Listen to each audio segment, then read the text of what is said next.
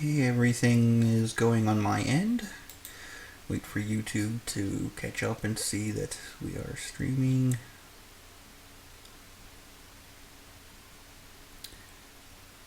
And there we go. Alright. Hello and welcome to Gilmore's Glorious Gossip, a show dedicated to Critical Role over on the Geek and Sundry Twitch channel. Thank you for everyone who is joining us live. Thank you for everyone at home who's watching this after we've posted it on Monday, as we always do. Many, many, many thanks to Akuma Mika at EmmaFrost91 for our updated logo. This week features 6 more amazing pieces of art. The art that you're seeing at the moment is done by Cha Sand at Cha_C_San. That's CHA_C_SAN. Later, you'll be seeing pieces by Icarus at Icarus du Soleil. SOLEIL. Hugo Cardenas at Takayuki_art. A piece by An Actual Frog at Whistlin' Frog. A piece by Jonesy at Drunken_Pilot. And finally, a piece by Blueberry Me at BlueberryMe88. If you'd like your art featured here, please let any of the show's hosts know via Twitter, either at the official Gilmore_gossip or our direct Twitters. Or you can email us, gilmoresgloriousgossip at gmail.com, or contact us on Tumblr, gilmore-gossip.tumblr.com, and we will do our best to get it on the show. Don't forget to like and subscribe so you can catch us each and every week. I'm Akiva, found on Twitter at AkivaDavid, AKIVADAPHYDD, and joining me today are my excellent friends. Please introduce yourselves. Hi guys, I'm Kat, also known as Castile Games on Twitter, and yeah, it's good to be back. I feel like I've been away for so long. It's just starting to feel like that, but hi. Hey everyone, I'm Jess, otherwise known as at JessieLRLeaf over on Twitter, or you can find me on my Tumblr, kurtrossketch.tumblr.com. Pretty active on both areas, and I'm happy to be here. Feeling much better this week than I was last week. Apologies. And it seems I'm getting a few technical trolls on my end. Don't worry, it's just showing that there may be some buffering on the viewer's end.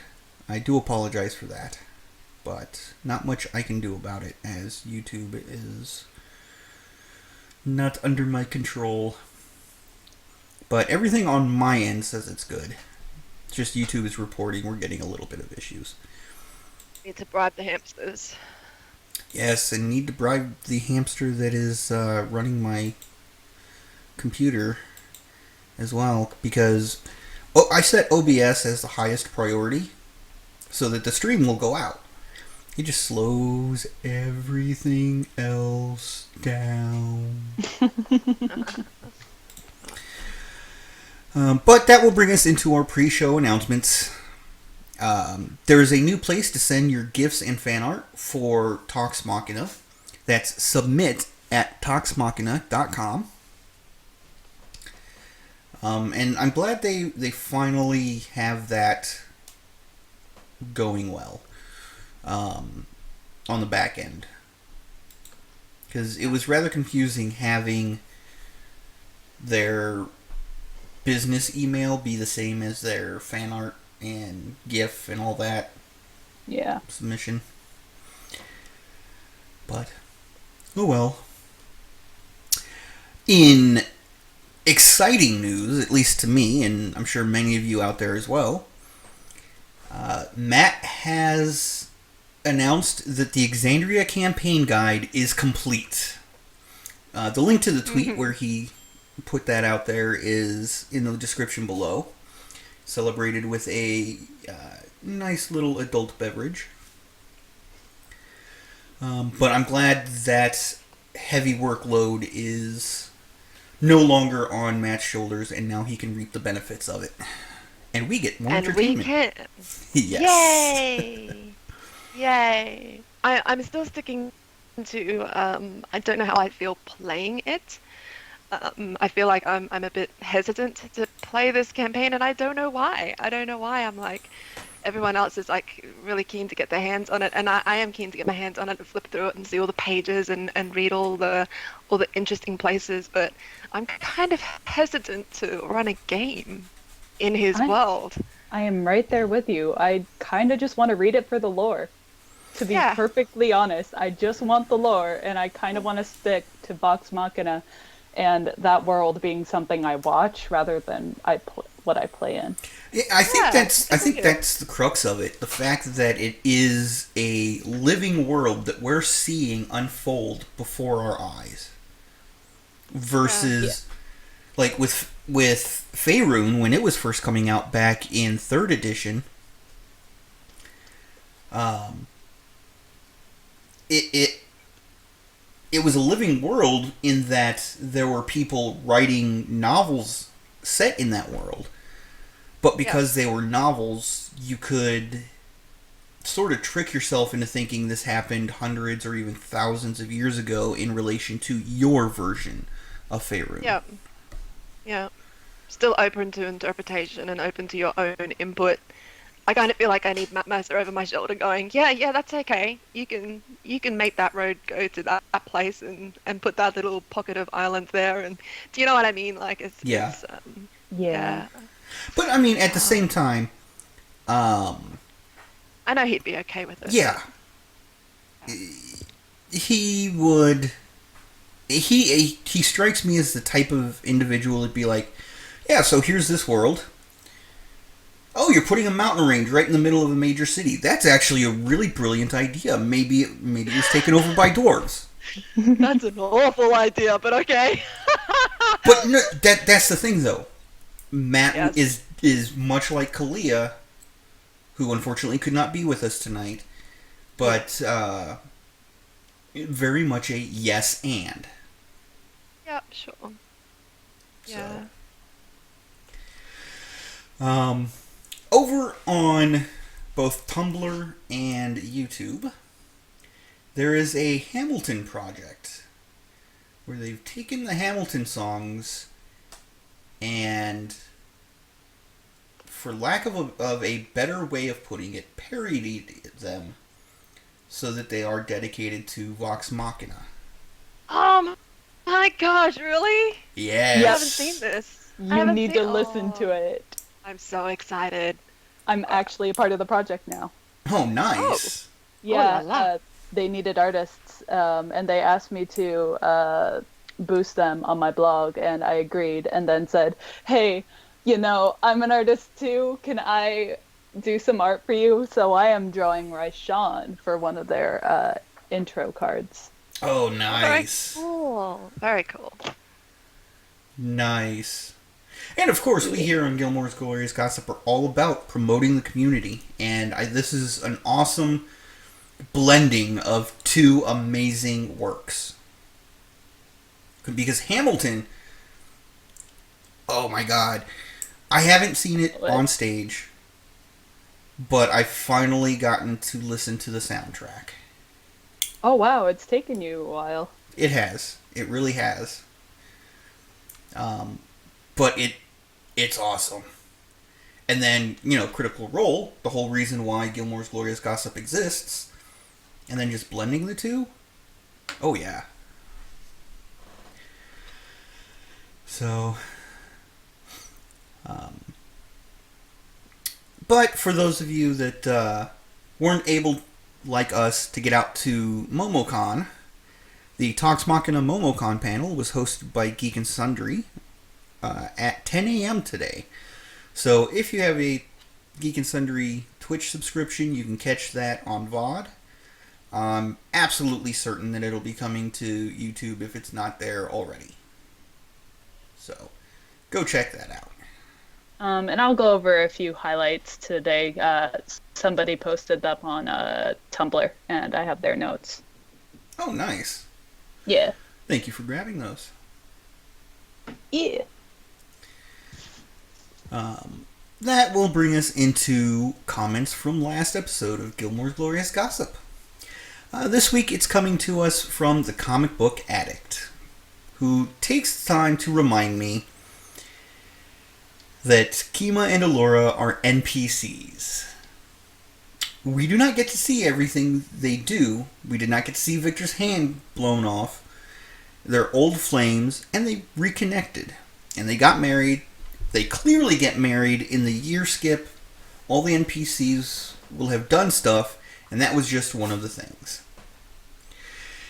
Yes, but that's not why I wanted to celebrate their marriage. Oh, I missed the last podcast. So were we talking about actually having a wedding? Yeah. Not necessarily actually having the Little wedding. bit. For me, it was more focused on when it was announced that Kima and Allura were married. Allura just sort of was like, well, yes, it was a private wedding. Moving on. Yeah. It was I don't know. rushed over. She seemed a bit bashful about it. She seems very private about it, and some couples are that way. Some couples are very internalized and very private and keep to themselves. I think after everything that those two went through, a private wedding really did make sense. In my mind, it made a lot of sense. Yeah. Oh yeah, and I would have loved to have had like a bit more of an expose on it, but yeah, and I'm not even talking about the wedding itself, because of course that's going to be a private affair. That I just would have liked Matt to have allowed further conversation on the subject. Is what I was getting at. oh, Yeah. all right. Because as Allura, Matt sort of shut down the conversation really quickly. Yeah, I think it's just more of a idea that, representation matters. We don't often really get to see, gushing about a same-sex couple getting married and stuff, and it was just a little bit of a disappointment on our end. Like, I get that Allura is a private figure, and maybe so is Kima, but it's also has to do with the issue of fans getting the kind of representation that they're looking for instead of Matt just kind of shutting it down. But I still get that if you're a private person, you're a private person. It's a mixed conflict of interests there. So yeah, I feel like this was discussed in the previous podcast. So I don't want to go on about it. I really like I'm big on representation and things like that, but I really feel like Matt and the cast do so much in that regard, and I kind of feel a bit for them now that they're kind of getting battered and rammed every single time. They just don't put enough attention on this particular topic or don't do enough attention on that particular topic. And I feel like in that particular moment, Matt had a purpose. He was trying to get these guys to move forward and wanted to mention and kept it moving forward. So I don't think it was because he didn't want to go into details or anything like that. And hopefully in the future we'll get a moment when the girls are all together and maybe they can have a girly chat about the wedding. But I see that point. Oh yeah, and we said it last episode. We're certain that was a situation where Matt wanted to make sure that the storyline did move along. And again, as I'm constantly saying, this is their game. They're going to play it their way. Yeah. It's not up to us to dictate how they play. I'm simply lamenting a missed opportunity. And again, it's, they don't... The Critical Role cast are playing their game and having fun with it. They're not beholden to us to do things the way we want them to. Yeah. Not to mention, Exandria is a world where same-sex marriage and same-sex relationships are normalized. They are openly accepted. Except in Wildmount. Well, Wildmount is very underrepresented as far as we've only seen Terry's family. That's true. So we can't say, all of Wildmount's like that. But, Yeah. even in a normalized world, you're going to have those individuals who are like that. Yeah. And then again, there's Terry's situation, which we'll get into a little later in this episode. So, but yeah, that was really all that I was getting at was, it's not that it was upsetting that we didn't get to see any of this. It was that we were hoping for more. If that makes any sense. Not that there should have been more, not that there should have been less. I mean, the Critical Role cast does a good job of getting this stuff out there. But as with any project, you have to walk a fine line between, getting the message out there and browbeating somebody with the message. So, but yeah. But that will bring us into the Talks Machina moments. Now, last episode, I had asked for comments and some conversation on whether or not we should continue to do the Talks Machina moments. And there's been a surprising number of people that have said they really enjoy us going over the Talks Machina moments. Cool. So, I guess we'll continue doing it then. Yay. Awesome. Do you want to do the first part and then I'll fill in with the rest? That works. Alright, so this is, of course, last week I was sick, so there was no Gilmore's Glorious Gossip episode. So this Talks Machina is from that week. So 2 Talks Machina episodes ago. There's going to be a Talks Machina panel at Gen Con, but no word yet on whether or not there's going to be a live game. It doesn't look like it so far, but no confirmation or denial yet. The question was brought up about how much thought is already going into the next campaign. And Matt's already given a fair bit of thought, and instead of starting them off at level 1, he's going to be starting the new characters halfway through level 2. Oh, so low. Oh, yes. I was not expecting that. You'll I always... was expecting a little bit higher. Yeah. I mean, this would be a lot of the cast's second campaign at this point. You don't want to jump them into the higher levels, right off the bat. I mean, granted... I think they've been playing long enough. I think they've got it down pat. Yeah, but see, then they if you do that, there's a tendency to spoil your characters, your players. Right. Oh, I'm keen. I'm keen to see them struggle at the level of 2. Oh yeah, definitely. Yeah. I can't wait to see their reactions of, wait a minute, this is it? This is all I've got? Yeah. It's so frustrating. It's so frustrating. I don't like being level 1 and 2. It's never fun. It's very scary. You're really vulnerable at that level. Yeah. Oh yeah. The only time I'll ever start a campaign at level 1 is if there's a brand new player somebody who's never played D&D before, because that's what level 1 is meant for, to teach you how to get used to rolling the dice. It with 3rd and 3.5 edition,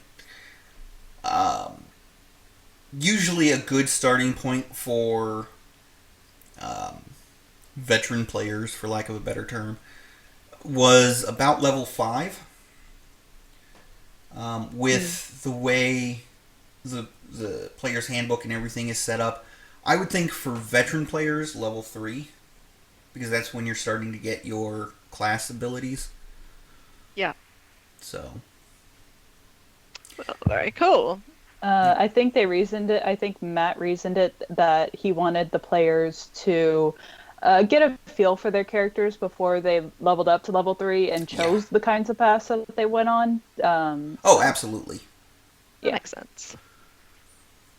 And it's a great reasoning for that, for the halfway through level 2. Yeah.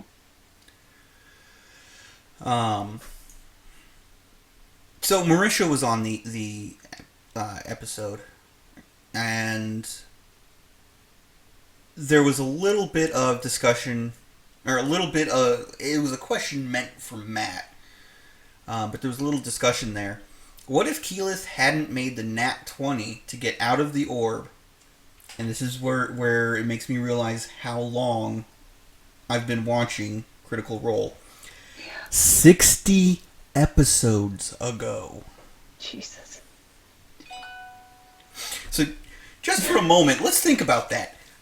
That was 60 episodes ago. And, wow. Time flies. It's madness. Especially with each episode being about 4 to 5 hours. I mean... Oh, yeah. That's a lot. And it feels like... Sorry. I mean, the stories have been so compelling that it feels like it hasn't been that long. At least to me. Yeah. Because it's like Briarwoods, Chroma Conclave, now. The Briarwoods don't feel that far away, but it has been. Yeah.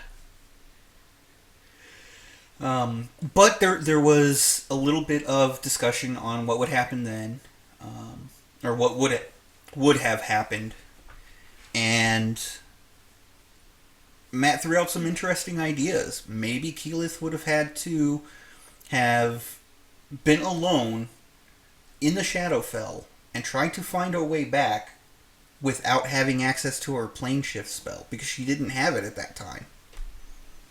Nope. So, plus, I mean, if Vecna was in the tower at all, like, she's in very close proximity to Vecna. Yes. It kind of has to fly under the radar of a god, basically. Yeah. And then, on top of all that, just being in the Shadowfell, it changes you. So if she couldn't get out quickly, she may have come out as Dark Keyleth. Yeah. Whew. That would be so cool. Yeah. So there was also discussion about what Percy did with diplomacy. And with the help of Tarion, there's a custom Artificer Silence spell built into diplomacy. So when he activates it, he now has silence that follows him. Oh, wow. Now, unfortunately, that does mean he's deaf and mute while it's up. But it means that he can fire without the sound giving him away. And the last bit that I found interesting was that when Tarion was kidnapped, not even Sam was made aware. Yep. So, I think that was handled really well. It really was. Yeah. But, Jess, if you want to bring in notes from Tuesdays and today's Talks Machina. Yes. So the cast is very aware of the Hamilton project and brought it up during Talks Machina last week, and boosted their project. Liam gave Laura a copy of Twelfth Night, blue feathers for her hair, and a quiver for their birthday that's coming up. Aww. Yeah, it was really cute. And then Liam went into talking about how he would like, or Vax would like to stay retired if given the choice. He doesn't really want to do much else. At the moment, he kind of just thinks that they're just still wrapping up loose ends and going on little personal journeys in order to fix any kind of issues that are still brewing between the group. But yeah, he kind of would like to stay in Zephyra. But that's not gonna happen. No. Well, I could. I mean, yeah. Totally his choice. He could have Vax chill out in Zephyra, maybe act as a diplomat or something, and roll something new. Yeah, but let's get real here. If Keyleth is going out, Vax is on her tail. That's true. And I think his sister too would make him go out as well. Yeah, definitely. Yeah. Okay. Laura also admitted that Vex is a little effed up after seeing Keyleth die. And that's what kind of made her start thinking and worrying about Scanlan again, which, you know, was why it provoked her to ask the kidnapper of Carrie the Drow to go and find Scanlan and watch him, or and spy on him. Yeah. Let's see. Laura was actually terrified throughout the entire negotiating scene. She doesn't feel comfortable at all doing negotiating like that with people of higher power. Yeah, I think we keep forgetting that Vex doesn't like people. She doesn't actually feel comfortable around and near people. She's just so good at coming up with what needs to be. Yeah, saying what needs to be said and doing what needs to be done.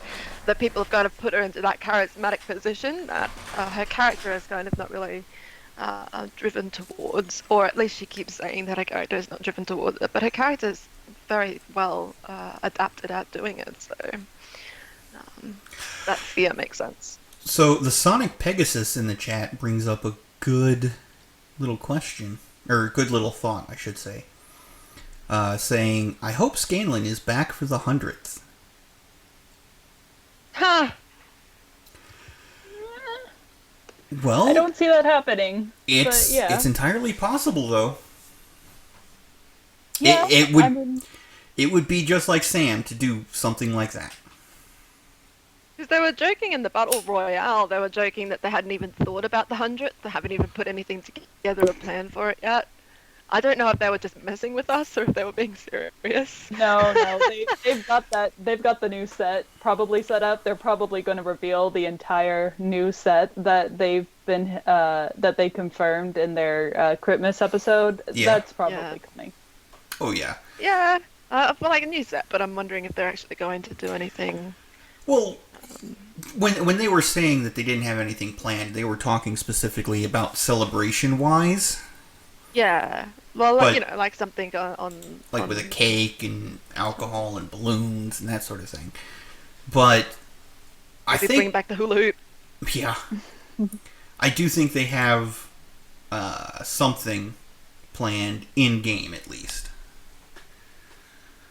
I think so. We will see. We will see. Alrighty. There was talk about Percy and Bax's relationship, and if Liam thinks it was softened over time, and he confirms that yes, and there's a lot of talk about that, but I'm not going to go into it. Because that would be an hour into and of itself. Yeah. And there was talk about how people are like, oh, I know over on Tumblr people are disappointed that Vax didn't take any more levels in Rogue, because that would have like seriously OP'd him. He's pretty married to Paladin at this point because of the Raven Queen. Yeah. Yeah. And then there is a little bit of talk about, or smack talk about the Battle Royale. And that's about it. Felice. Oh, can you guys hear me? Yes. Yes. My Skype is saying your microphone is plugging in now. Okay. But it's already plugged in. That's really confusing. Felice said in chat, bring in guest characters for the 100th episode. And Winter reckons that she would love that. I would love that too. Maybe bring back Mary and... Casual. Why can't I think of the player's name? Will Friedle. Will? Yeah. Will Friedle. I can't pronounce his last name. I've never been able to. I'm sorry. Friedle? Yay! Yeah, I'm sorry, Will.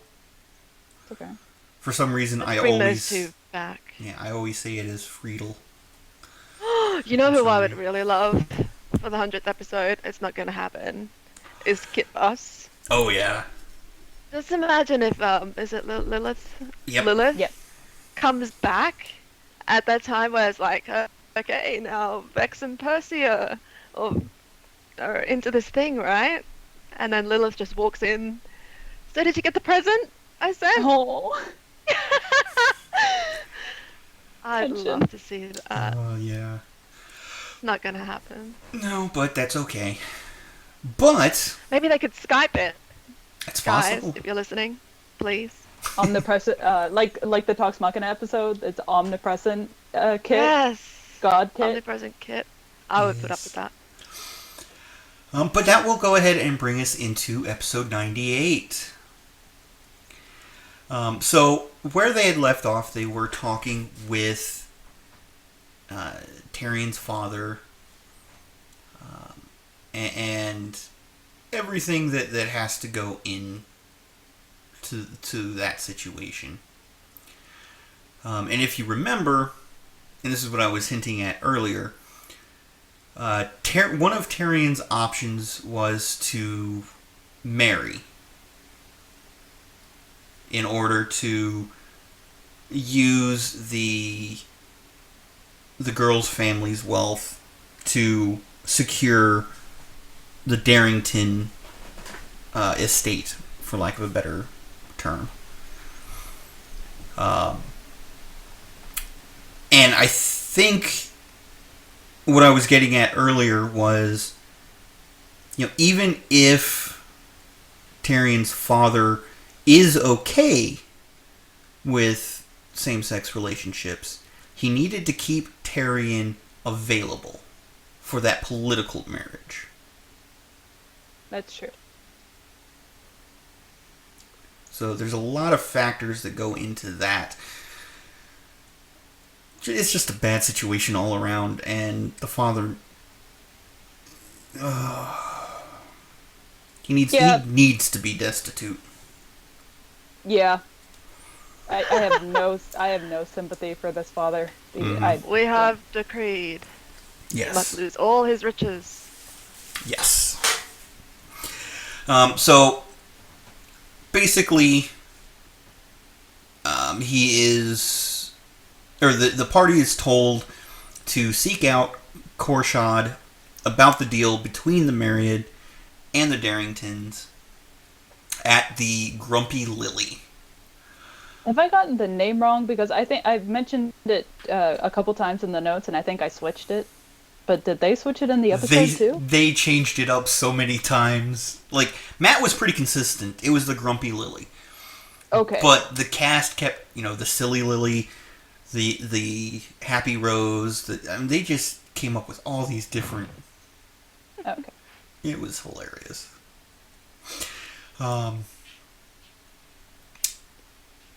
But, they were told to go to the Grumpy Lily, ask to speak to the many. And Tyrion, says, I'm going to go look in on my sister Marianne. And they go,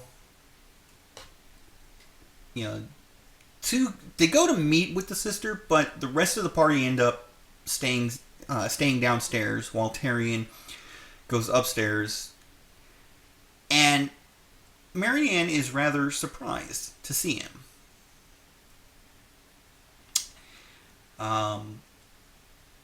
Much opposed to the way Tyrion had originally described her, Marianne seems a little, at least to me, she came across a little more delicate than Tyrion had originally portrayed her. But she's going over the books and trying to figure things out, prepping herself to take over the family business. Yeah, I was expecting a much more abrupt, kind of short, not tempered, but short-worded, short-phrased woman. More thuggish. Yeah, a little more thuggish, a little more astute. Not astute, but yeah. No, I think abrupt was the perfect way to put it. Yeah, and we definitely got a woman that reminded me a lot of Percy's sister. Yeah. Yeah. I've got a lot of similarities between those two, which was interesting. Tyrion really has become the nigga Percy. Yeah. He has a little. Yeah. Yeah. So there's a little bit. John does bring up the point. Tyrion's dad is clearly a jerk. He's a crappy businessman, but not a mafia don, which means Tyrion has pretty much misrepresented just about everything himself. Yeah, very much so. I think Terry saw the way things were in his household in a particular light, and I don't know how much this is between Sam's interpretation of Terry might be a bit different to Matt's interpretation of Terry's family, which can definitely happen in games and campaigns. It's really, really, really, really, really super important as a GM to always talk to your players and be very, very clear about the backstories. I've had many situations where players have been a bit put out and have been a bit upset because their backstories haven't been represented the way that they had it in their heads by a GM. It can be really disconcerting for a player and throw them out a little bit. So communication is 100% key there. But in this particular situation, I like to think of it from a viewpoint that Terry looked around his family home and his family situation through the eyes of a child, a little bit innocent, right, and a little bit not open to the way the world works. Not really having all of the information either. Yeah, not really having all of the information either. So I think that's all it was. Yeah, but either way, whether it was intentional or not, Terry made things out worse than they really were. On one hand, and not as bad as they should have been on other aspects. Yeah, he missed the tricks. Yeah. He missed what was going on. Yeah. So, there's a little bit of small talk between Mary and Terry before she gets into telling him about how she helped arrange the marriage with the Truscan family. And tells him that he should consider how much time and effort went into making a good life for him to grow up in, that he should consider weighing one's selfish interest for the importance of a bloodline. And that was something that Terry's father also pressed. Yeah, I got mad at her. I got mad at that entire family. But I will say I understood where they were coming from, because despite certain forward thinking within Exandria, it is still based on a medieval society. Mm. So bloodlines are very important. True. Yeah, to that mindset. Apparently. I did like the slight flip on, I suppose, historical stories that follow along this line and concept. It's usually the woman that gets married off, right? Or the man is the one doing the business. In this particular situation, it's the sister telling the brother, I'm going to look after the business. You should go and marry to sort all of this crap out. I kind of liked that flip. That was a good flip. Yes. But yeah. So, after their little discussion, Terry rejoins the party to discuss the previous discussion with his sister. And in going over the options, the party debates what to do next, bringing up that they should go and talk to the Myriad. Tyrion... This scene was just brilliant. Tyrion responds with, I feel a duty, a responsibility to my family. And Travis, pulling a perfect grog, you feel a duty. And then fails to not laugh for the next 5 minutes. It was the best. Yes. Such a kid. Yes. But I mean, everybody was thinking it. Yeah. No. No. Okay, every male with Grog's mindset mentality. was thinking Oh it. god.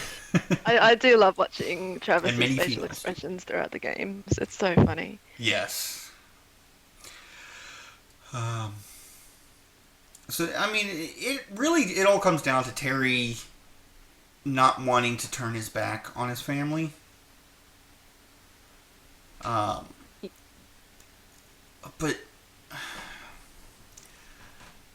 with...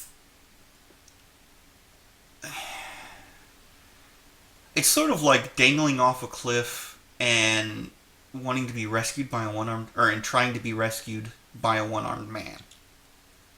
You know? Yeah. Like, honestly, the best answer, I feel the best answer, and of course, this is their game, and everybody has their own answer to a situation like this. But, considering the conversation that's going to come up a little bit later, I think their best option is to just cut their losses and move. Like, maybe take over the bakery in Whitestone and let that be the have the father retire, because he's obviously the one that really drove the family into their current situation. That's an interesting idea. Having them come back to Whitestone, and I don't think that they would do that, but it would be a nice thing to offer. Yeah, I think Marianne would thrive running the bakery, doing the books and all that. Yeah. I've known women like Marianne in certain family situations, and I really just wanted to reach in and just grab her and say, run. Someone needs to get that woman out of that situation. She's obviously so beautiful and lovely, and she's just kind of been smothered over the years in this family. I would love to see a happy ending for her in some way, but we'll have to see. Yeah. So as the party is about to leave, Terry's mother comes down with a book in her arm. She greets them and then pulls Terry aside briefly to discuss the situation. And one thing that I really liked about that scene was how you know, Terry's father was all about the business, all about the family name and how society perceived them, and the mother was all about the children. She's amazing. I love her. How she got stuck with Terry's father, I will never know. It happens all the time, man. It really does. All the time. You meet these people, and you're like, how? Yeah, I don't know. But yeah, so but it turns out that Terry's mother hasn't been well recently, so she's been staying in and making her way through Tyrion's library. And there's some really cute discussion about various books that she read, or she's been reading. And you can see that mischievous grin come over Sam's face as he's like putting Matt on the spot. Yes. Or at least he thought he was. Like trying to test Matt. It was like, I'm gonna just throw this out here, and you're just gonna have to roll with it. And roll with it, Matt did, and it was glorious. What I really liked was when she set the book aside. They were talking about other books, and as she's setting the book she's currently working on aside, she's like, "Not this trash. Like it's a romance novel, like one of those really bad, trashy romance novels." It's 50 Shades of Grey. Yeah. I have my own opinions on 50 Shades of Grey. It's just trash. It's not a trashy romance novel, it's just trash. But that's my opinion. Everybody has their own. Anywho. But Terry's mom asks Terry to be honest with her. And reveals that she'd be okay with giving up her life and the business for a change in scenery and lifestyle. Which kind of supports your Whitestone theory, actually, Akiva. Yes. I was thinking of you when she said that. I was like, oh, she would totally be fine with moving to Whitestone. Yep. I'm telling you, that's the answer they need. May not be the one they choose, may not be the one that, they really deserve, but that's the answer they need, in my opinion. Keep in mind, everybody, this is just us talking about our opinions. Yep. So. But that's what Gilmore's Glorious Gossip is about. Yes. A safe space for us to talk about our opinions without turning it into a fight or a hate fest, because that's not what we're about. We're all about the love. Spread that love. Anywho, so she wants Tyrion to make choices for himself and asks Terry not to tell Howard, the father, about their conversation.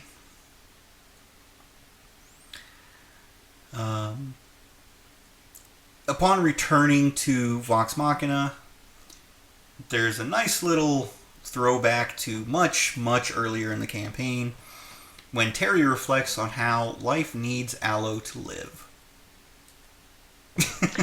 That's so funny. I cracked up at that point, and my husband, who's just kind of getting into Critical Role just now, looked at me so confused. He didn't have a clue what that meant. And I'm cracking myself. I'm like, I'm so sorry. That is the biggest inside joke. Yes. But, he does reflect on what it was like to live with his father. And the party finally decides to, head towards the Grumpy Lily. Grumpy Lily, or the Laughing Lily, or the what was it, Sad Rose, or something like that. Whatever else they called it. The emotional flower. Let's just call it the emotional flower. But it turns out to be a rather small, worn down, hole-in-the-wall bar. There are only 2 people inside, 3 tables, and that's it, really? I've walked into bars like this. Oh, I kid you not. I have walked into bars like that have actually turned out to be the best bars I've gone into. Oh, really? Oh, yeah. No. Usually I just turn around and walk back out again. It's like, nope. Whoops, that was wrong. So the party takes a seat, looking around to see if anything's amiss, any shady activity or anything like that. It's just the two people in the bar. It's empty. They do order a few drinks, and then Vex addresses the old man, letting him know... Excuse me. Okay. Letting him know that on his way to the back to get drinks or food or whatever, she'd like him to tell the many that they'd like to have a conversation with them. At which point the guy gets a little nervous. And Vax sort of backs her up or makes the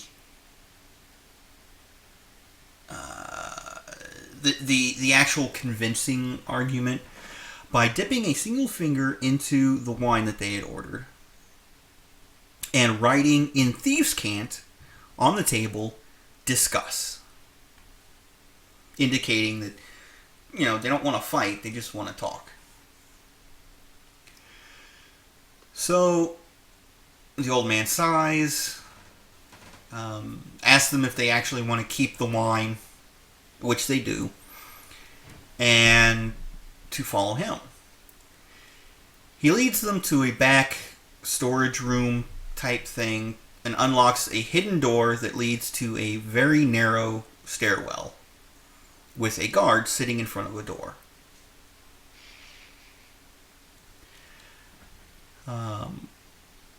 On their way down, they start discussing their plan of action, and Keyleth uses her inspiring leadership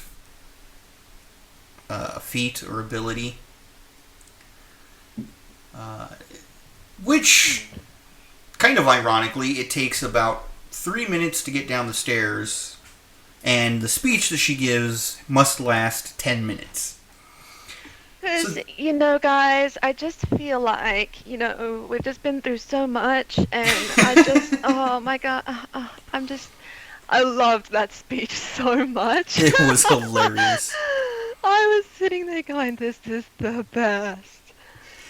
It was very much the druid inspiration, or not druid, but druggy inspiration speech. Just, you know, loved it. Remember that time in Stillben? Yes. Yeah. So, you know, at the end of the very awkward speech, the party has the option to take 17 temporary hit points, which was hilarious because Travis was sitting there laughing his ass off. And of course, Grog, being as large as he is, was just very cramped in the small thing, or the small passageway, while this entire speech was being given. So I don't think he actually took the hit points because he was more focused on the fact that he has a crick in his neck, his back hurts, his knees are hurting from having to bend this way. Why can we not get inside the door? Let's move. But, you know, after that little speech, they talk to the guard at the door. Vex informs them that they'd like to speak to the many. And they enter into the underground portion of the tavern. And this place is huge. It's so cool. Oh, yeah. Big open floor space with balconies lining the upper story. And of course there are guards up there with presumably crossbows. I think there was a chandelier in the center. Yeah. I was just waiting for... why can't I think of his name? Patrick Rothfuss to show up swinging in on that chandelier.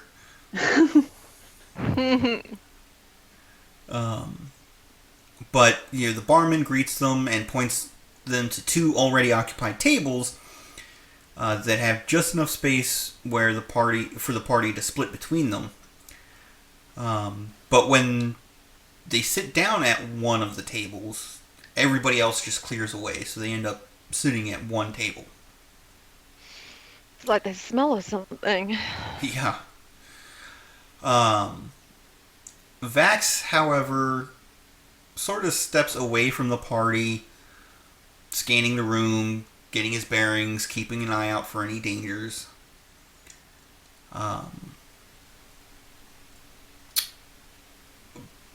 But the barman comes over and, takes their orders, getting, what drinks. Keyleth orders a Shiraz. Pike orders the hardest liquor they have. Vax. Go Pike! Yes, monster. But Vax says over the earrings to tell Pike to order him the same. Grog orders a meat pie and an ale. Vex and Percy order whiskey. And sort of confirming what we already knew, that Vex was a whiskey girl. No. Apparently. Well, yeah. And you don't our have... Kiki is totally a Shiraz girl. Yes. I get it. I think we might have done something to her when she was down under. with the Shiraz. We're not apologizing for it. Nor should you. It's a good drop of red. Quick question for you. Is it a sweet red or a dry red? It is well, it's not sweet. I wouldn't call it a dry either. It's like a... So it's pretty balanced between the two. A middle of the road. Yeah, it is. It is quite balanced. Okay. I personally am not a big Shiraz person. I'm more a Merlot person, which is not a very popular type of red. It's a bit more meaty. Yes. But Shiraz is very popular here. Now, for me, it's got the sweeter the better. I'm all about the dessert wines. Right, yes. Slap any red wine in front of me and it'll be gone. Any red wine. Oh my gosh, that's a challenge. Yeah. Just test me out. I don't have that much experience with it, so I know enough for like a $5 glass of wine compared to like a 99 bottle. But I'll drink anything.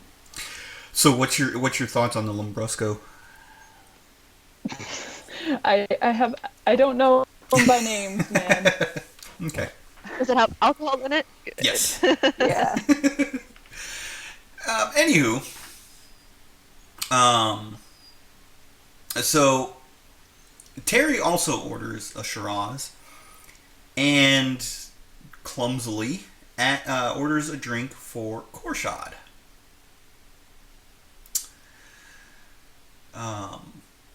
Which, of course, Vex pays for.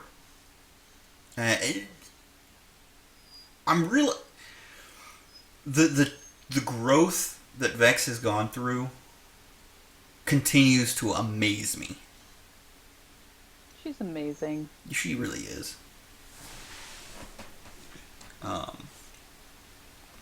But, while that's going on, we switch back over to Vax, who's up near where the entertainment is playing. And it's 3 bards, but instead of, the usual lute, flute, and bass, there are 3 types of percussionists. And, Vax, excuse me, Okay. asked the performers, 2 young men and a female Goliath, if they've ever heard of Dr. Dranzel. Which, of course, unlikely considering Dr. Dranzel, for the most part, tends to stay near the south. Yeah, he does seem to travel more down there. I think he might have been asking that because didn't Terry tell a story of a certain bard who traveled through That's Yes. right. yeah, and bed one of the maids. So I think he was trying to pull maybe Scanlan is returning to his old hunting grounds up Possibly. north. He was kind of like pulling at that straw. Well, I mean, despite what Scanlan may have said, he really was loved by Vox Machina. So of course they're going to look for him and ask after him. Oh, definitely. I was thinking about this during the week actually. This whole, oh, should we send someone to go find Scanlan? Should we not? You know, that whole moral quandary where Grog was on one side of the fence and now he's on another side of the fence, and everyone seems to be jumping fences and not really sure what to do.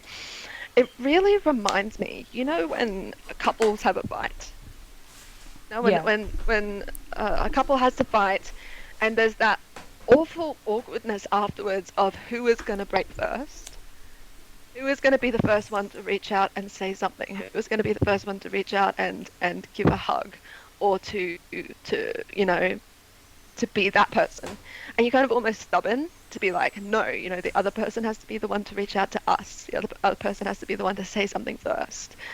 But you know, when the other person in the relationship gives you that hug, or you know, reaches out and says something after a fight, Mm-hmm. you're almost grateful, aren't you? You're almost thankful that this person has done that, taken that step. That even though, okay, you were being stubborn, in reality, you were too scared and to do so yourself. Yes. I kind of see that kind of conflict happening, and has been happening for an entire year between Scanlan and Vox Machina. And even though I kind of understand the moral quandary of we should give him his space and we should give him his time to work his shit out, I really feel like Vox Machina needs to be the braver party in this relationship and reach out. Totally.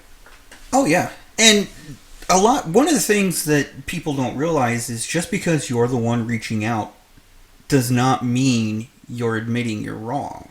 It doesn't mean, you know, hey, I shouldn't have done, you know, I shouldn't have had the idea I had or whatever. Yeah. It's simply saying, Yeah. hey, I care about you. It's not a defeat Correct. in any way. Yeah, So, there's something that I was thinking about because, you know, I just think about these weird things throughout the week because Critical Role yep. Yeah, man. Critical Role is life. Yeah. So, Vex watches the barkeep pour their drinks and then make a rather elaborate one for Korshad. When he delivers Korshad's drink, the barkeep is very hesitant, very subdued.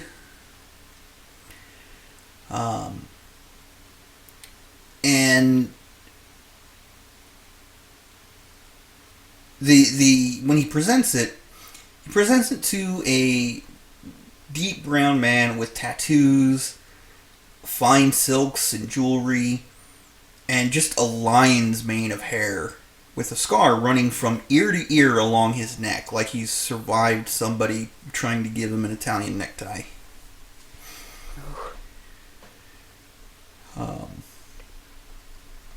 But, you know, he's informed of who the buyer was. And as, you know, after the drink is delivered and he goes away, Vex tries to read his lips to see what conversation is going on, but Korshad has a habit of speaking with his hand in front of his mouth. Sort of foiling that little attempt. He's a well-traversed man. He knows exactly what he needs to be doing Yes. in any kind of situation. So, you know, after that drink delivery, the barkeep brings over Vox Machina's drinks, and the drink that is put before Pike is called the Changebringer's Nectar, and is meant to be consumed slowly. It's like a syrup. Yes. I want a drink in real life named the Changebringer's Nectar. Oh, I don't. Oh my gosh, it just sounded awful. It was like, no. oh, it's like drinking molasses. Oh, yuck. Yuck. Oh god. So if you put vodka in a and I mean good vodka, in the freezer, and serve it the way it's supposed to be, at Of course. just above freezing, it has that same consistency. It's almost a syrup. See the way. If it's a good one, it becomes almost a syrup. I've had some really good vodka and it's never gone molasses level syrup on me. Then you Maybe haven't. I need to Yeah. buy some top shelf vodka, like top shelf, and give that a go one day. Look for Black Cow vodka. Black Cow. Yes. Okay. I will. It is a little pricey, but it's worth it. Anywho, so Pike, I had expected Pike to be like, "Oh yeah, well watch this," and just shoot it. But no, she follows the advice. I think the on-keg wine sort of taught her that lesson. Yeah.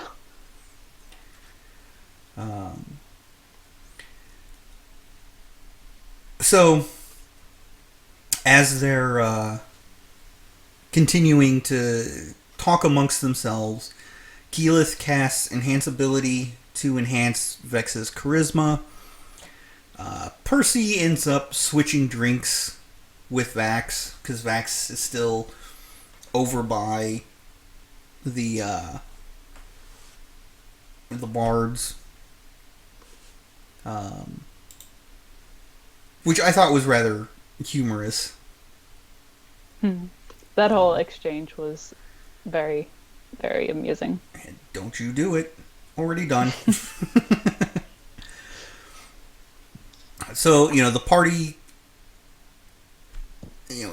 they're still keeping an eye on Korshad, but he doesn't even, acknowledge them. Yep. I mean, there was the first, hey, okay, you bought me a drink. Thank you. Continuing on. And after that, there's pretty much nothing. Yeah, I kind of put this down too. He probably gets bought a lot of drinks from a lot of people for different favors and things such as that. And unless it's worth his while, he's probably not going to leave his seat where he's probably making money and things are happening that are worth his while. So they did have to be a little bit more forward. Yeah, plus the barkeep didn't even mention that it was from Terry. I didn't put that in the notes, but he failed to mention that. He just pointed out Vex, so... True. Because Vex was the one who paid for it. Yeah. So he didn't really know. So yeah, the party continues to talk amongst themselves. Grog gets up and goes to talk to the Goliath woman. And it's a very awkward conversation. Me, Grog. You play good. Nice hair. And of course, he's getting over the earring, some tips. Tell her you like her boots. Nice boobs. Boots! Boots! Nice boots. Bidet. And leaves.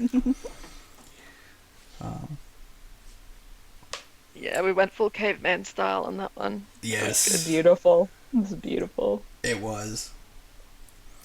So, 20 minutes pass by. Vex eventually orders the same drink that Korshad is having. Another 20 minutes passes by. And eventually, they get fed up with the waiting and have the barman go up to Korshad and say, hey, Tyrion Darrington would like to have a word with him. Which, of course, the barkeep, who is a coward at heart, is very nervous about doing so. But he agrees, builds up confidence, and he goes and delivers the message. Korshad looks over to Vex, who is now standing by Tyrion, making eye contact with him and smiles. He gets up, and all 12 guards that are up in the balcony watch him as he crosses the room, as does everybody else in the room.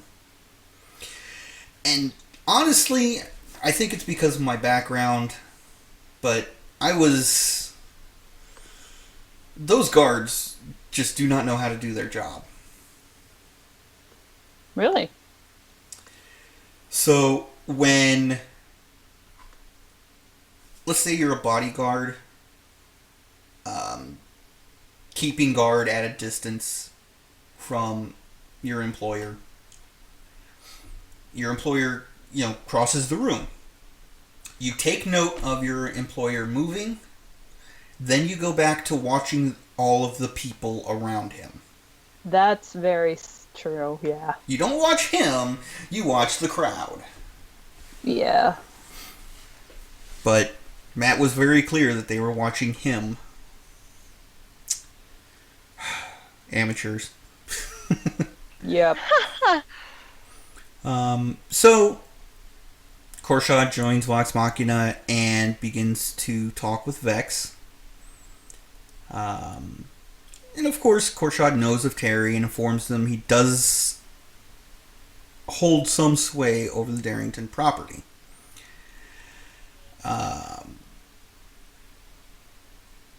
He's rather interested when Vex brings up the possibility of offering services in order to help pay a portion of the Darrington's debt.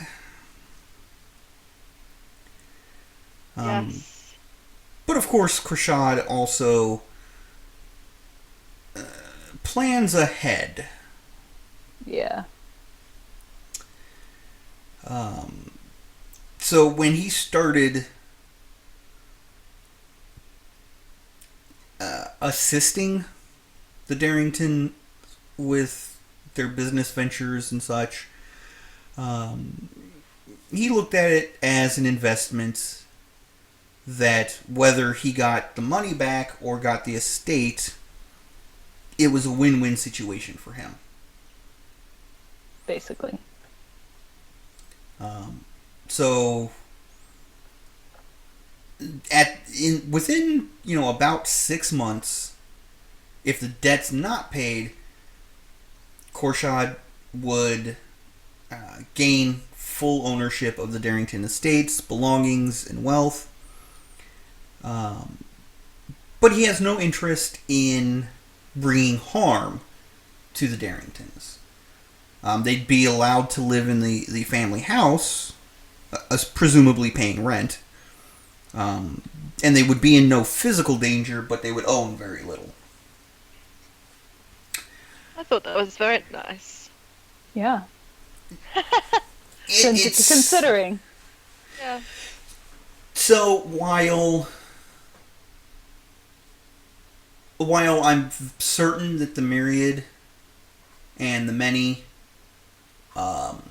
do have quite a few shady dealings, smuggling, possible drug trade, human trafficking, that sort of thing, Korshad struck me as sort of the bridge between the front companies and those shady dealings. Yeah. A true businessman. Yeah. Definitely. While he had the knowledge and from the scars obviously has come into contact with the dark side of the Many and the Myriad, that wasn't his primary focus. His primary focus was the legitimate business dealings. So that the acquiring of these properties struck me as, legitimate business dealings. Right. What they were probably going to be used for afterwards, that's a whole other thing entirely. But the party continues negotiations, Percy cutting in and offering services if Corshad were to leave the family with their manor, the immediate land around it, and just enough money to be comfortable. Which I actually thought was one of the best options for that family, to be perfectly honest. I think that this was the best solution for what they did. Without packing up and leaving, yes. Yeah, exactly. One thing that I really liked about that whole conversation was that Percy sort of put out there very bluntly, we don't care about power structure or politics. We're here for sentimental reasons. That's it. We don't want to upset anything. We just want to make sure that these people are taken care of and done right by. Yep. John O'Brien in the chat is asking, what are the chances the Myriad had taken action to, quote, encourage, end quote, the Darringtons to default? Probably pretty good. Yep. I agree with that. So,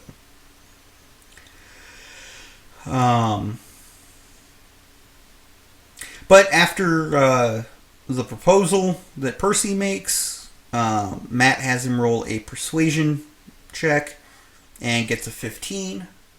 And Corshad seems willing to take them up on the offer. And so he sets them a task. There's a platinum mine that has collapsed when some sort of divine being was uncovered. They've sent other individuals in to get rid of it, but none have returned.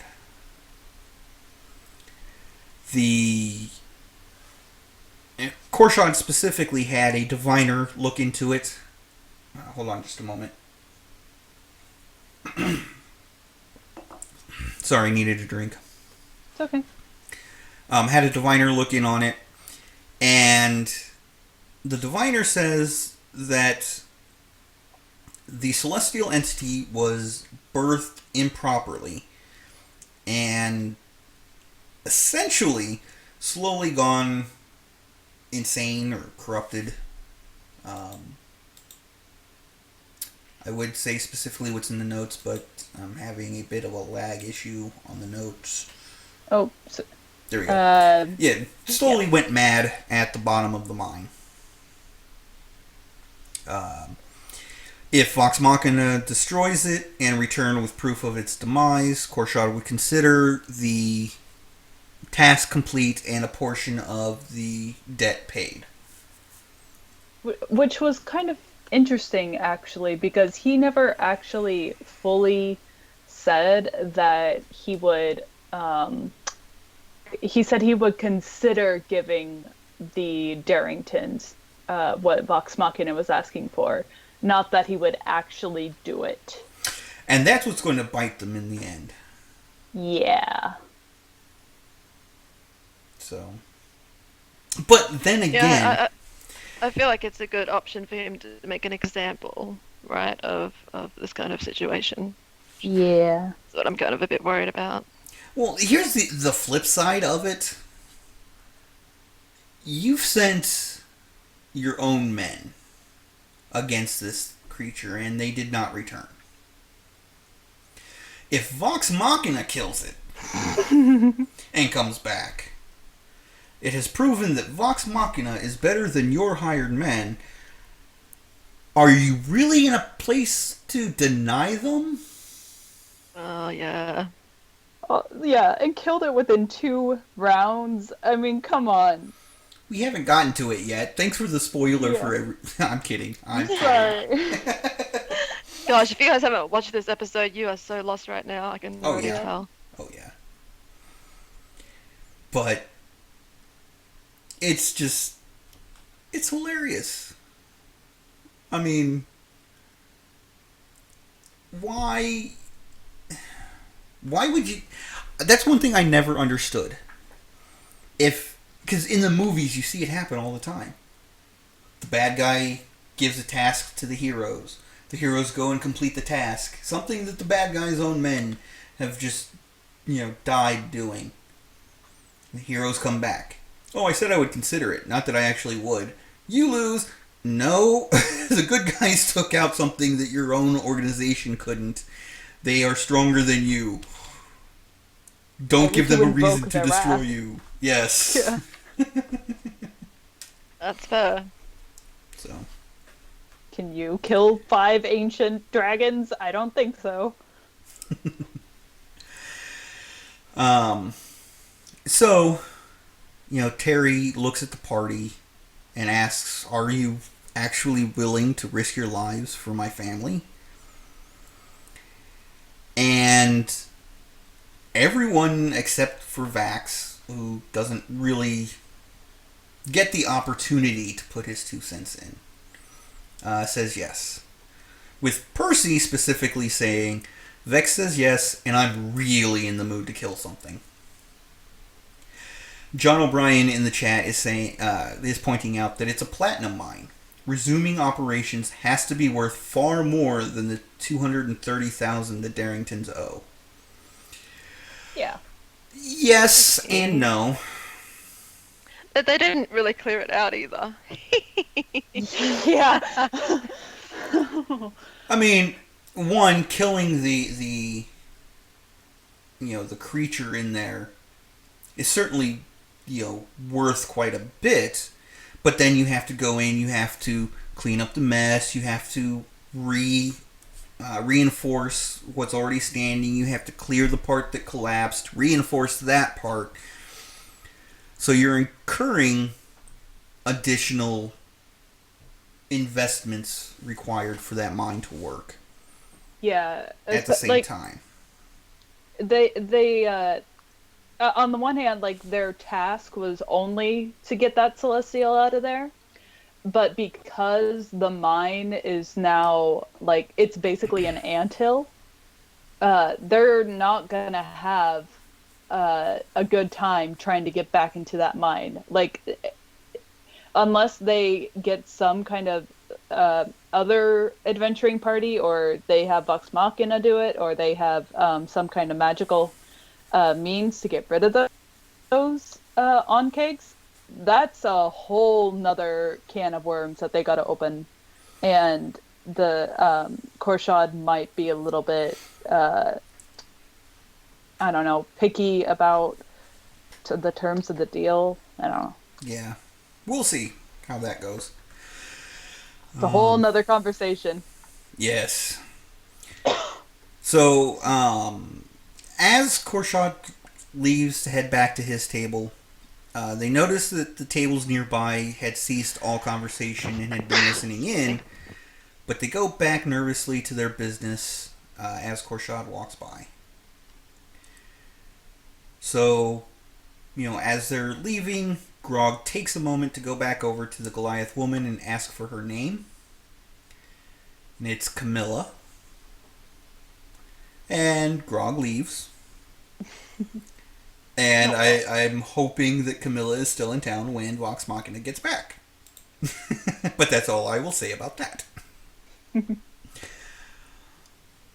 So, the party, has a short discussion on how they're going to get to the mine.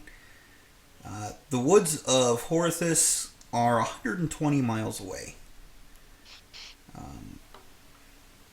And there was a lot of discussion then after, because of a history check, about the all of the history behind this continent, and just about how the Age of Arcanum basically destroyed the kingdom that's next to the Dundalian Empire.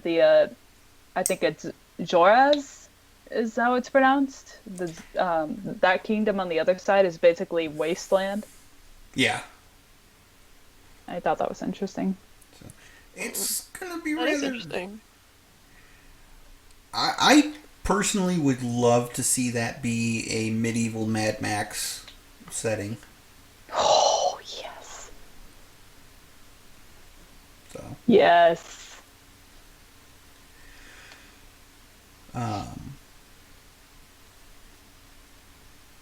so they finally get back outside, and the party discusses what to tell the Drow woman.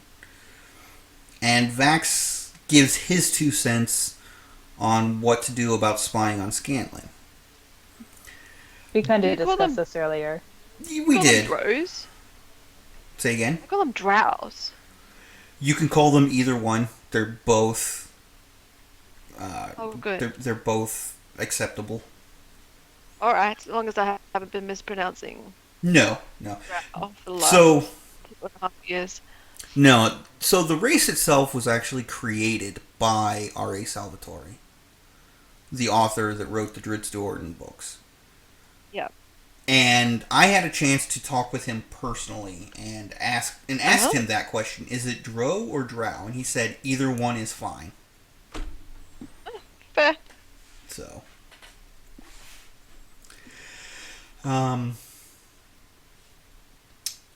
but so they discuss what to tell Kareen, and Vax says, I really don't agree with sending a third party to go spy on Scanlan.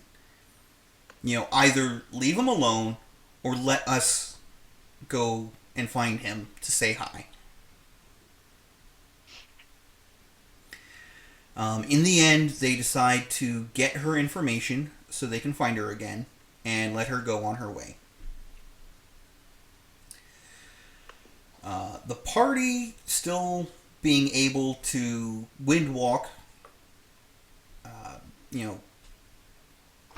go back into their fart states and head towards the mine. They end up camping a little ways from the mine, not too close to it, but not too far away, and go into the mine the next morning. When they arrive, it looks like there might have been an earthquake that caused the mine to cave in. But the hole goes down into darkness. The party is like, okay, we're going to back about a half mile away and return to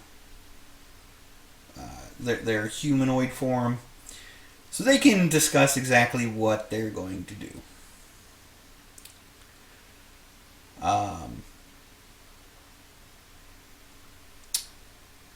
Pike and Vex and Vax take a little bit of a closer look,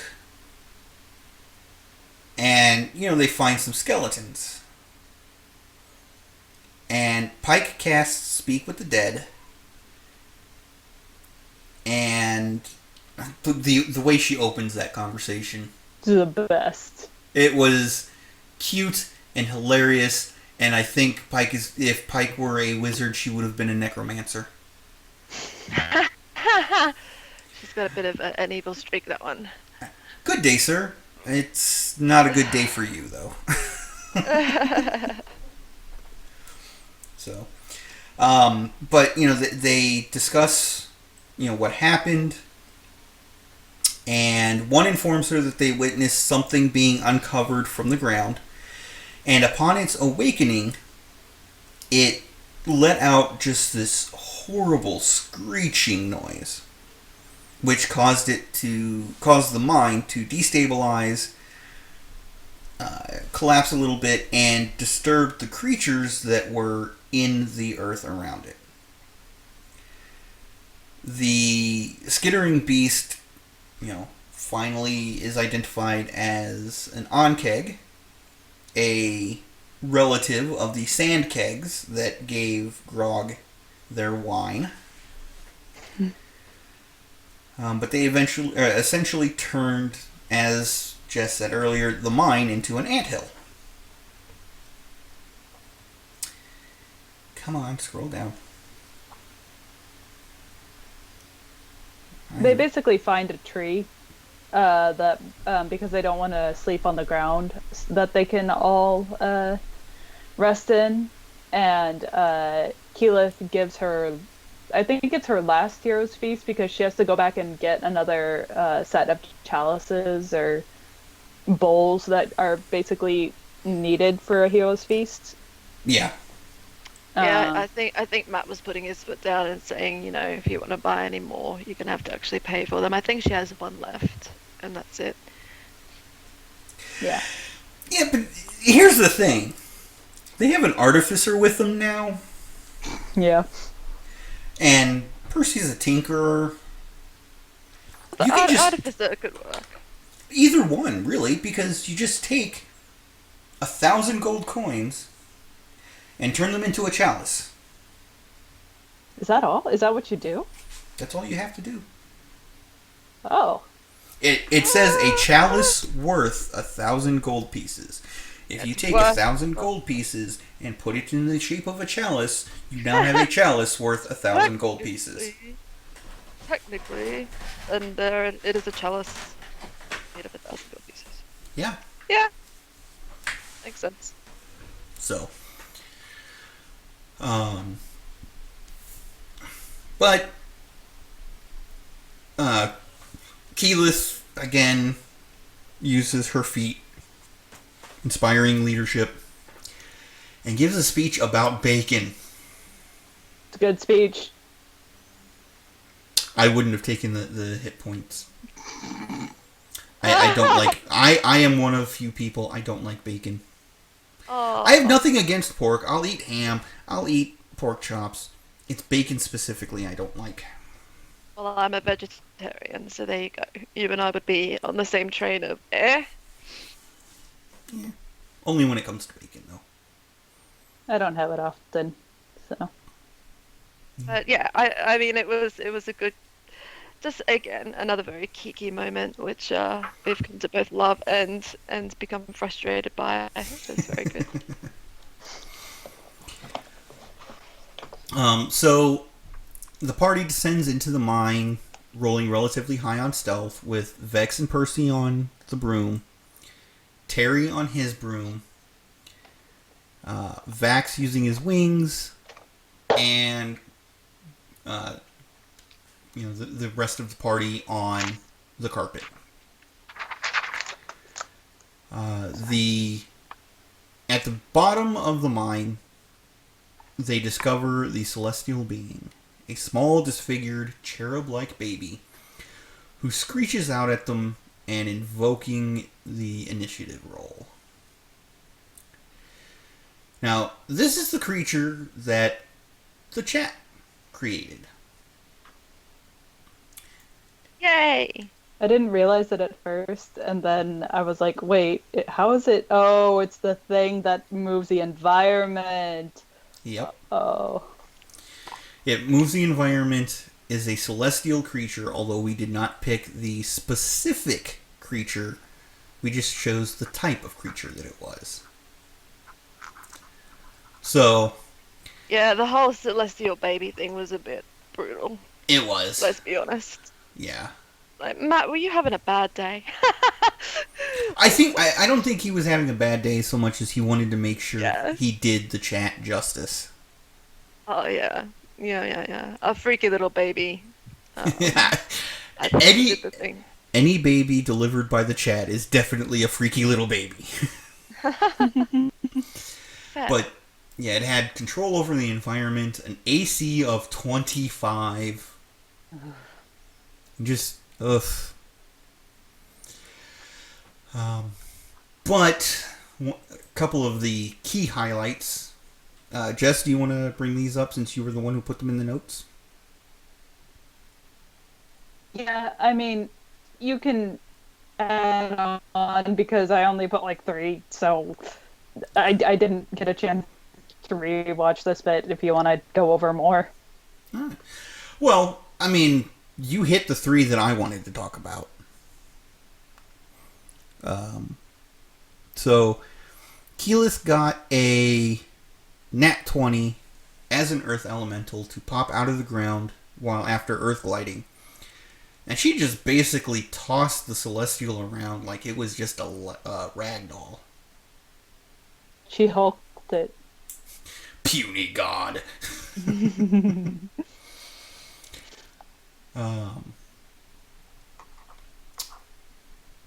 It was one of the interesting tactical choices that I saw coming from Matt was when the creature, did seal half the party into a different chamber. I saw that coming as soon as I saw the layout of the map. I'm like, oh yeah. That's the choke point. That's gonna come into play. Yep. And, I was fully expecting it, essentially requiring Grog to siege through the wall in order to get back. But, they waste actions to get over the rubble and such that arose. And, of course, the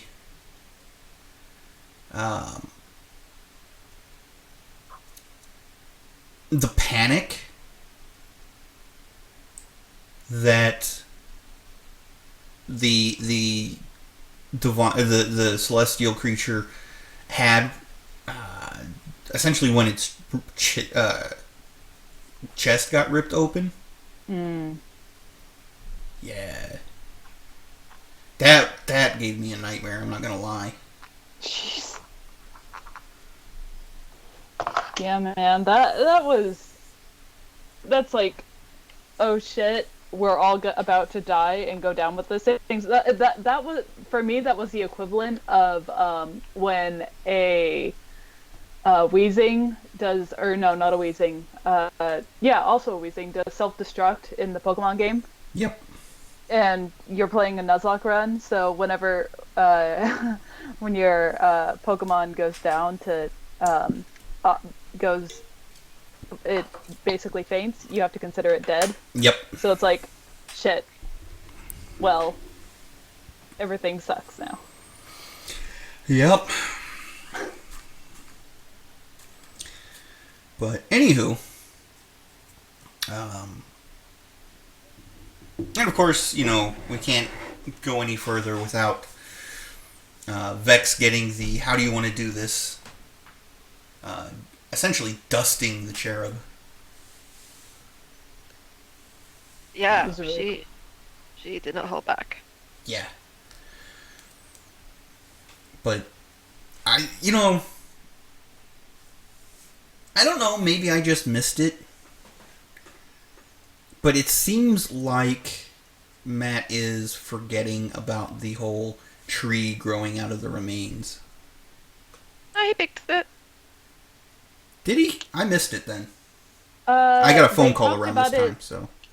Yeah, they talked about it on Talks Machina. Matt never mentioned it during the episode. They talked about it during Talks Machina that the tree that would grow... He mentioned that the brambles wrapped around it and basically crushed the baby. I think, but and then I thought that after the baby was actually killed, he did throw a comment towards something growing out of it. So certain maybe that he did. Chat, correct us. Yes, please. I don't remember him saying it,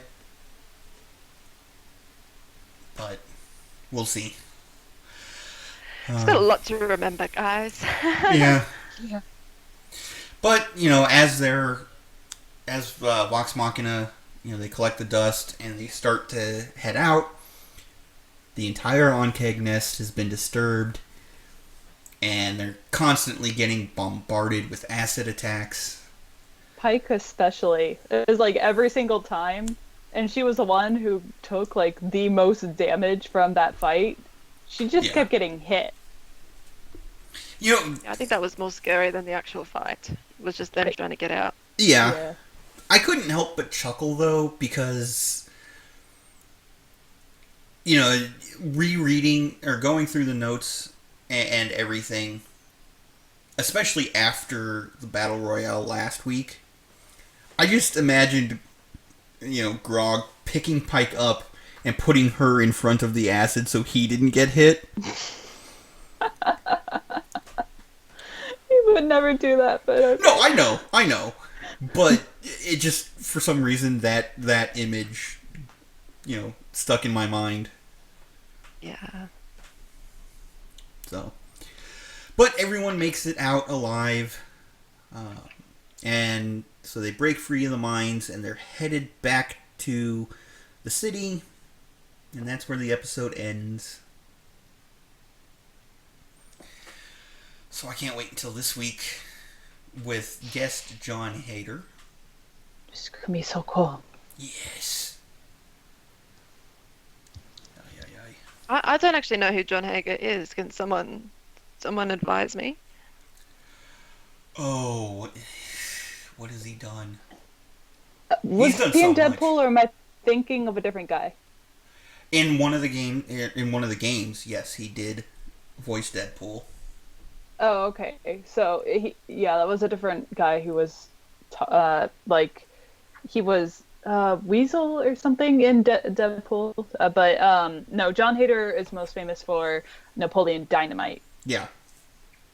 And if you haven't seen that movie, you're missing out on all the memes. So Okay, many I memes have to for educate myself. for what I found to be a meh movie at best. The acting was great. It's the writing that I didn't like. Yeah, it comes down to a certain kind of audience. Really, it's Yeah. a very strange movie, and I mean, if you've seen the white guy with curly hair, buck teeth, glasses, and a T-shirt that says vote for Pedro" while he's breaking down on stage, like as a gif anywhere, that's from that movie. That's who John Hader is. Oh, okay. Awesome. And when he's not in the Napoleon Dynamite makeup, he looks nothing like the character. So, All right, I'll have to check it out. It's going to be an interesting episode then, by the sounds of it. yes. I hope so. But that's going to bring us to the Battle Royale. We're going to keep it pretty short and simple. Because, A, it's non-canon, and B, it's just a good little romper of a time. It was fun. Oh, it was fun. The way Sam used Tyrion's abilities was very tactical and very hilarious. It was great. Yeah. So, in Tyrion's first actions, he pulls one of the power orb things, throws it, and hits himself with it. So he is now protected for a full minute where nothing can harm him. And he used that time very well, just prepping for everything. Hamster ball in the acid. Yeah. At one, he told Dodie to pick up the hamster ball and essentially play keep away. Keep him away from everybody else. And then, of course, Dodie just gets destroyed.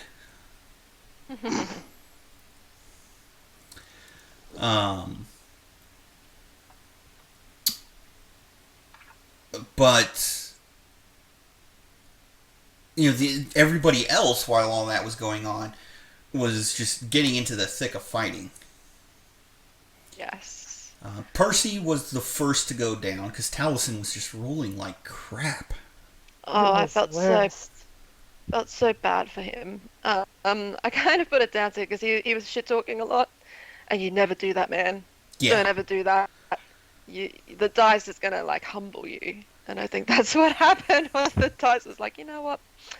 I think we're just going to remind you that we are in control here, and Yep. yeah, poor Taliesin. Yep. What was interesting about that was that it was Vex that dropped him to 0, and then Grog, just smashed his head in to make sure he didn't get back up. Took his glasses first, though. That was fun. Yeah. It's like, oh, are these new glasses? Picks them up, puts them on, smashes his face. Yep.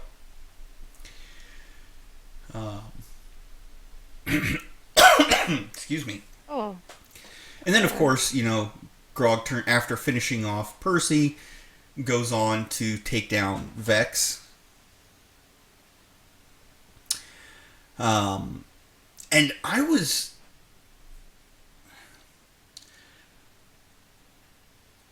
really cheering for the way Marisha was playing Keyleth. She did do very well. She did. With the way that she utilized her cooldowns, like her beast shape, elemental shape, all of her abilities, she did do well. It really goes to show that, when she's making the decisions that she is in the canon game, she's doing it from the point of view of Keyleth. Because when she was doing the Battle Royale, she was definitely doing things from the point of view of Marisha. Yeah. I think in game 2 things are a lot more stressful, and there's usually a lot more other things in play. Like, it's not just run out there and kill other people until you're victorious. It's usually, there's moral things that come into question and stuff like that, which often trips Kiki up as well. So. Well, yeah, but I mean, that's what I mean. Yeah.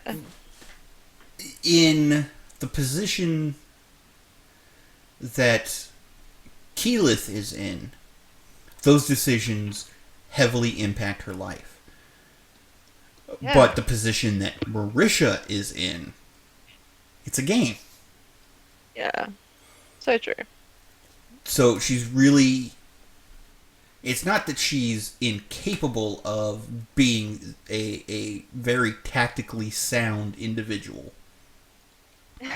It's that Keyleth is not a tactically sound individual. So. But, she saved... there was a lot of discussion on when Keyleth should have...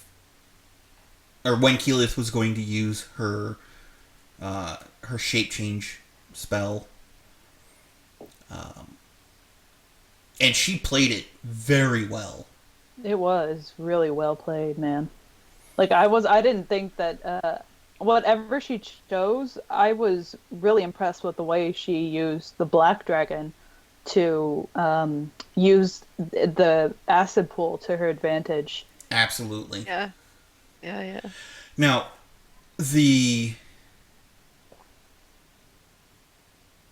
where the bad luck for Keyleth came in was when Travis rolled so well on his Stone's Endurance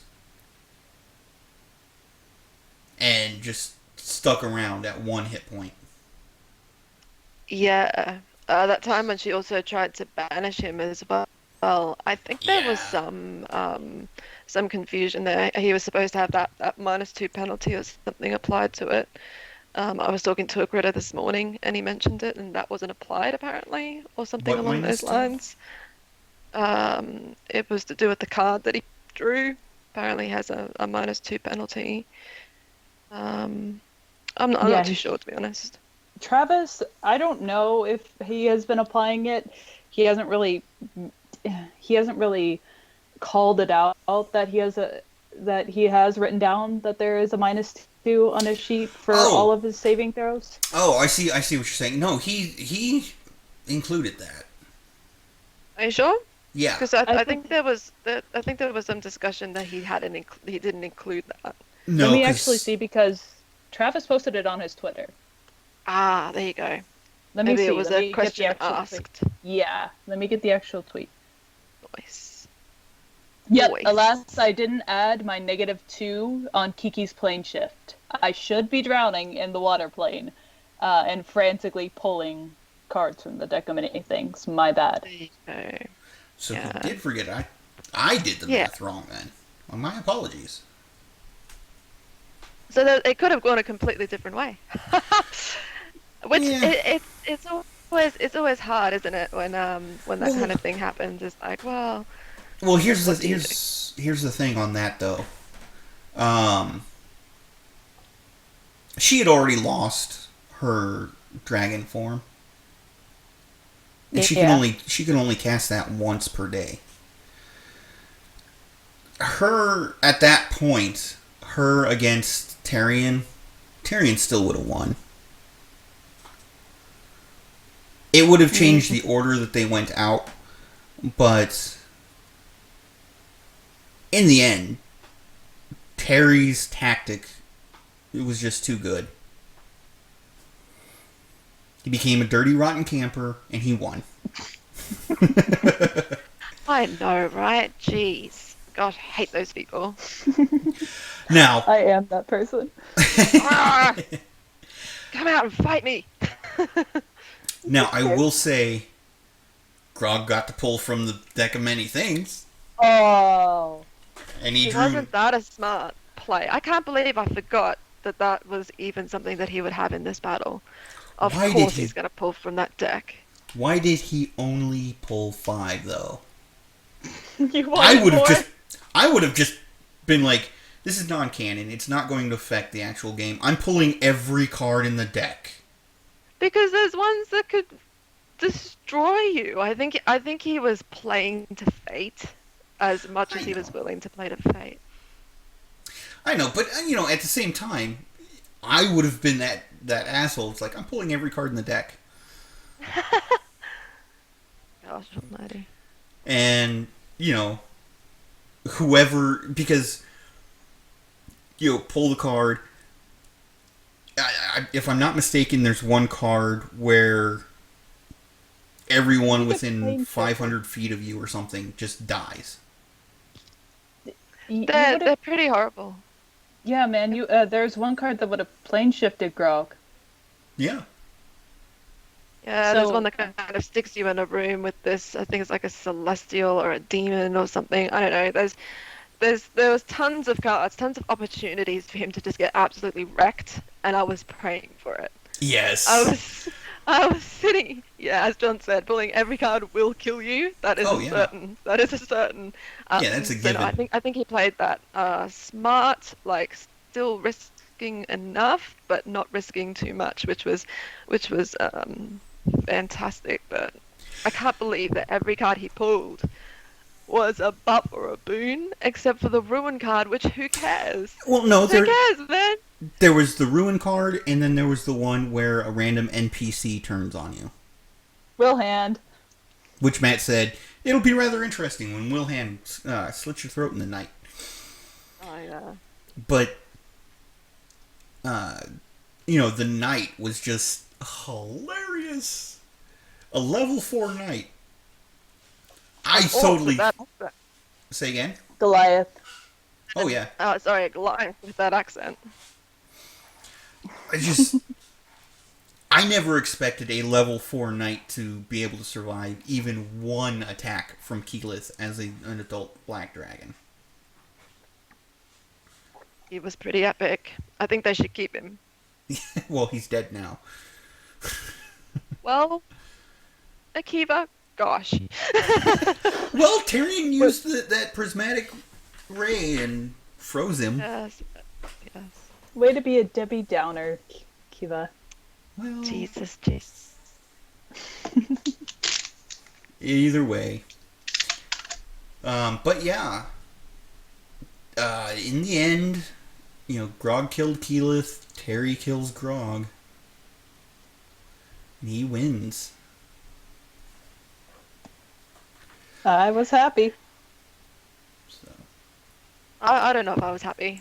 but the actual battle and everything, it was pretty fun. I usually lose concentration in those kinds of things because combat and conflict isn't really my big thing. I'm a lot like Kalia in that I kind of start to tune out a little bit, but I stayed pretty engaged for that entire thing, which I was impressed with. So yeah, it was a good one. I can't wait for the next one. I can't wait for all of them. I want all of them to be involved. So, that will go ahead and bring us to our wrap-up thoughts. We'll see how how episode 99 goes. Yes. Should be interesting. Yeah. Still waiting for this new arc to drop. I kind of feel like Matt's I don't want to say stalling. But, He's trying to get all of the less focused things taken care of. Sure. Before jumping into it. Probably to end it on that story arc so that there's nothing else that gets brought up for that campaign. It's that story arc and then done. There is nothing else that story needs. It's just could distract you. You easily distract people. Yeah, so that there's nothing that they can be hounded about. Well, what about this thing that's still going on? What about that thing? You know, our characters would still be trying to figure this out. But that is well. But this week we actually have a DM's Corner. Ooh, oh, do we? We do. This one was sent to us from That Birch Over There at Milla Birch, MILABIRCH, over on Twitter. And Milla asks, any thoughts or advice for handling random encounters? Plenty of generators out there, but I want to hear your take. Random encounters, my number one pet peeve with random encounters is ones that don't have a purpose or a reason.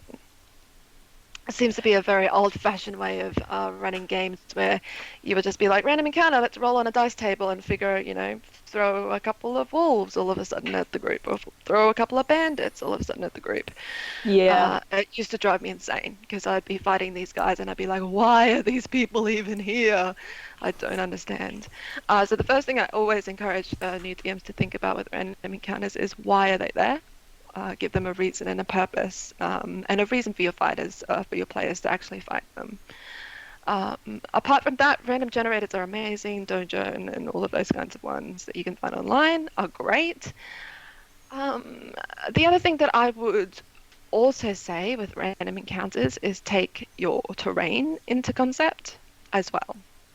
A lot of people focus a lot on what creatures to chuck at your party, but what about the terrain that they're in, and how can you manipulate the terrain to make an encounter a bit more interesting? Yes. If I could give an example. Go ahead. So I'm not a big fan of random encounters to begin with. And my DM that I had, who I no longer play with because I didn't like the way how he was running. He was running us through Storm King's Thunder. The new one. Yep. The new one. Yeah, he was running us through that, and spoilers a little bit. We were on an airship, and he was rolling a random encounter, and we had done a couple of these already, and it was getting a little bit too much of a slog throughout the campaign because I think we had 2 in a row. Yes. And it was like, oh, why is this even happening? We were battling bandits just yesterday, and now we just fast forward to fighting a green young dragon. Yes. And I was just sitting there like, really? We have to fight another thing? But then since we're in the air and it became a really fun way of trying to figure out how we were going to be able to hit this thing, because we were not within melee. we didn't have a lot of casters. Most of our party were up front physical attackers. Half of our party was asleep and couldn't get to the thing. We ended up having our paladin jump off of the airship and try to land on the dragon. Oh, jeez. That was desperate. Yeah, I don't think it went well. Splat. Oh, no. Yeah, I'm pretty sure he took a ton of damage, but then he was able to survive somehow. I don't really. Oh, okay. I think he maxed out on the damage, but was still alive. Right. Okay. The thing with preset campaigns as well, and I always encourage new DMs to do. I always say new DMs, there's a couple of steps that is great to take. Run a one-shot first, because then you can figure out all of your where your weaknesses are and where your strengths are, and you can work out your weaknesses before you start a campaign. And then jumping into a campaign is great, but I would always recommend a preset campaign, because a preset campaign does a lot of the work for you, a lot of the heavy lifting, and allows you to kind of see how a campaign is structured and can work. The problem with preset campaigns is this. It is very, very structured. So you have all of these tables throughout the preset campaign book, which tell you, if they're traveling this far, roll this many dice. If you get these numbers, they have this many random encounters that they have to do. Now roll on this table. These random encounters now exist, right? And so a lot of new DMs will take that as lore and go, I have to roll on these tables, and I have to put them up against wolves, and I have to put them up against kobolds because the table told me to do it. Yeah, don't do that. You don't have to do any of that. You do not have to do any of that. Preset campaigns are simply there to guide you and to assist you. Make the game your own. Are you telling me you're not sticking to the code? They're more like guidelines. Exactly. Have fun and do your own thing. That's one thing that has always gotten me upset at rules lawyers. They want to play letter of the law when it says at the very front of every book, these are just some guidelines to help get you started. Yeah. As for the question itself, for random encounters, I don't do tables. I look at where the players are. I look at what the political... Because I get a little in-depth with my worlds. Even on a small scale. Let's say they're just starting out. All they've got is one town. That's all they know about the world. Well, I look at the town. How is the town surviving?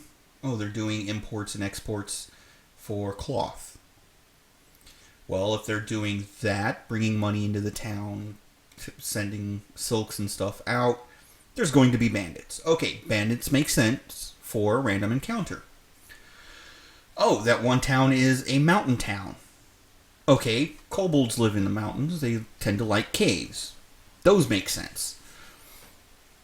And then I just balance what makes sense, or what type of creatures make sense for the area that the players are in with the player's level. Yeah. There are times when, and talk with your players as well. Find out if they want a challenging game, a realistic game, or, they're just there for a good story and a good laugh. I had one group that chose a realistic difficulty, and the random encounter... So what I did was, for random encounters, I did percentile die. The higher the percent that came up on the percentile die, the more difficult the encounter. And I made the mistake of rolling a 100%. Mm-hmm. And I was like, well, they wanted realistic. It's a mountain, or they are coming out of a dwarven mountain where there's a lot of gold and jewels being transported. Dragon attack. Oh, right. Oops. You killed them. No, I did. It wasn't a TPK, but they did all get knocked unconscious, and I was like, well, the dragon saw them as pretty easy, isn't really too worried about them coming after him. He's just going to take the gold and leave. This guard over here survived. He hid. He was a coward. He's going to heal everybody. So, they did get in trouble with the Dwarven King for losing all the gold and such that was being sent out. But the players were a little upset that I threw an adult black dragon at them. I was like, you guys said you wanted something realistic, and you chose to start in a Dwarven kingdom. There you go. Because there were swamps just at the south of the mountains that the dwarves lived in. So, yeah, be careful with that. But, yeah, like I said, look at the area that they're in, the surroundings, and try and go for something level appropriate. Other than that, have fun. That's the other thing too, is I suppose that stagger your levels as well. Yeah. You can have really easy stuff at the start that leads into a big hard bad guy. You can just have one big hard bad guy. I think the biggest thing with random encounters is sometimes making level appropriate random encounters that are still a challenge. So yeah, just have a play around with that. That comes with experience though. So don't be afraid to throw things a little bit harder than what the book says at your players, especially if they're like really min-maxed. You'll get the feel of it. You'll get the feel of it after a while. Take risks and test boundaries and have fun. Indeed.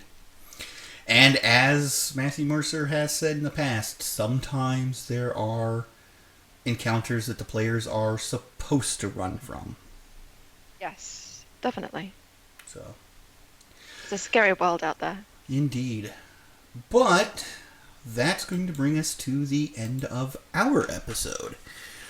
If you guys enjoyed the episode, click on that like button, subscribe to catch us each and every week. Send in any of your D&D questions to us using the hashtag DMsCorner. That's DMS Corner over on Twitter.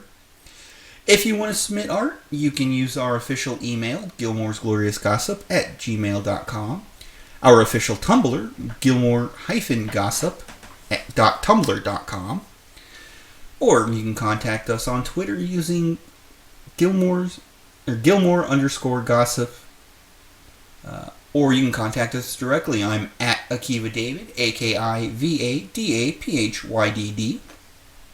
So many places to contact us. You can contact me at Castile Games, CASSTI3L Games on Twitter. You can contact me at my Twitter at JessieLRLeaf or at my Tumblr at just critrolsketch.tumblr.com. We hope you enjoyed, and until next week, kick back, relax, and enjoy your games. May all your hits be crits, and have a nat 20 day. Have an amazing week, you guys, and I'll see you on the internet. Bye-bye.